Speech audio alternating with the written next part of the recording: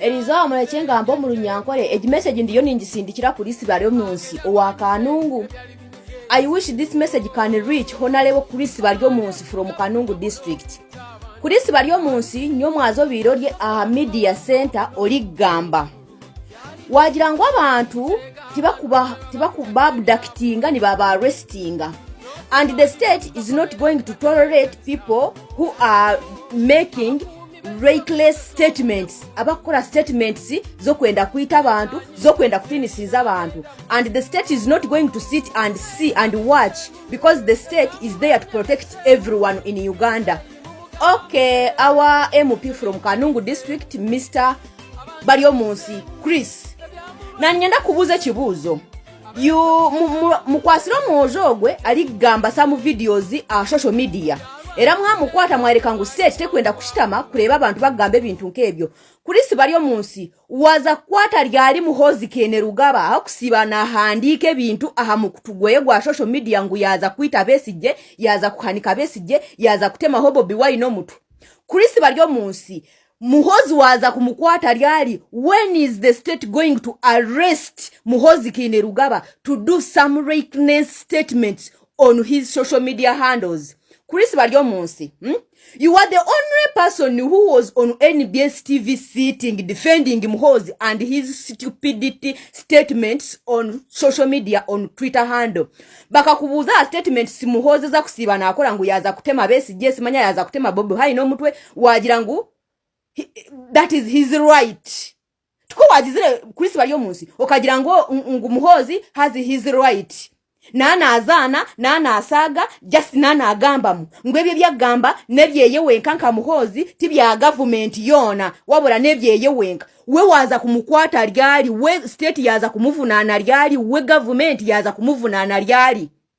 Crish Balyomunsi, oyo mushiza shomire, oyo mushiza ina majezi, tinye na kubere ndyo mbigere byo kugamba niwe Crish Balyomunsi. Okabire no okore ebintu ebiryo majezi gawa getegeza kuboryo mushiza somire. Oyo mushiza ashomire ari kumanya cyo gukora ari kumanya mateka. Crish Balyomunsi okashitama TV, wagira ngo Muhoozi nana azana. Wachetegereza, that is the same person omukwenda kuhindurira iteka lya UPDF Act kumbukwasi hanga na kumukwasa koti ezikwenda gumanizivunana abanya-Uganda abatali mu mahi. Ali kusiba na handike bintu aha mukutu gweye gwa social media ngu yaza kutema nanka, yaza kuita nanka, yaza kuita nanka. A minister, a state minister, orugayo iza TV, ojirangu, ngwene demberge, ngwa ino bugabe bwe gambe byakwenda, ngwebye byagamba tibikwatirine na government. How can byagamba tibikwatirine na government kandi ali CDF wihanga, ali CDF wamahegi hanga. Crish Balyomunsi, do you really think you people you deserve respect in Uganda? Crish Balyomunsi, you people, do you really think that you still have the moral authority to stand in camera and start talking to Ugandans such nonsense? Crish Balyomunsi, I'm just talking to you, Crish Balyomunsi. Really, people of Uganda, we are disappointed in you people, so-called elites, so-called educated people in Uganda. We are really so disappointed in you. What have you done to your country, Crish Balyomunsi? Apart from selling out your country, apart from selling out citizens of Uganda, apart from selling the country to the one family, what have you done to Muhoozi kene rugaba? Every day he treats nonsense on his Twitter handles. What have you done, Crish Balyomunsi? You are just nothing. You are just bringing a hammer to kill a mosquito.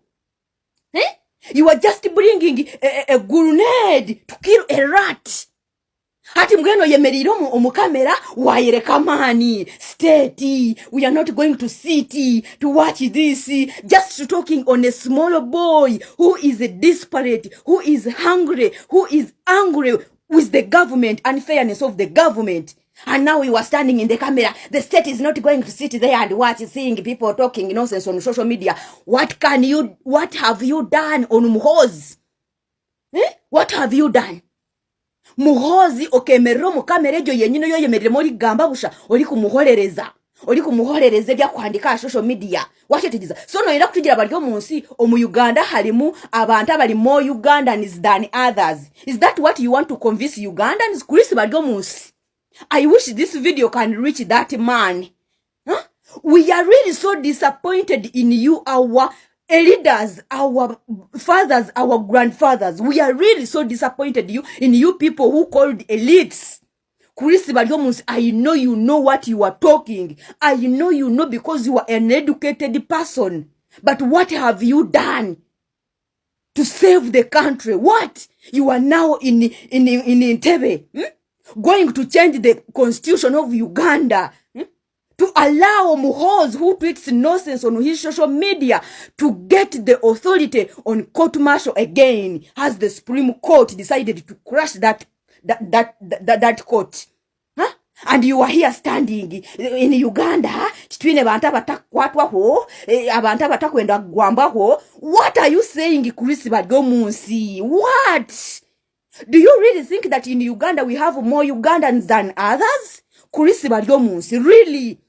You people, you are no longer have moral authority to stand on camera, start talking nonsense because we can.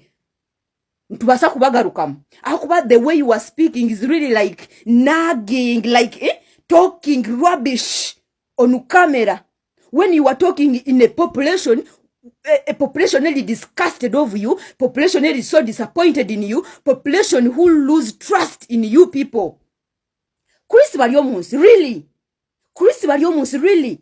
You are the one who stand on national TV and defend Muhoozi on his stupidity tweets of killing people, of cutting this head, of killing message, of what? And now you see a small young boy talking, manya get panga and kill NRM supporters. You are supposed to be killed because you are nothing to Ugandans.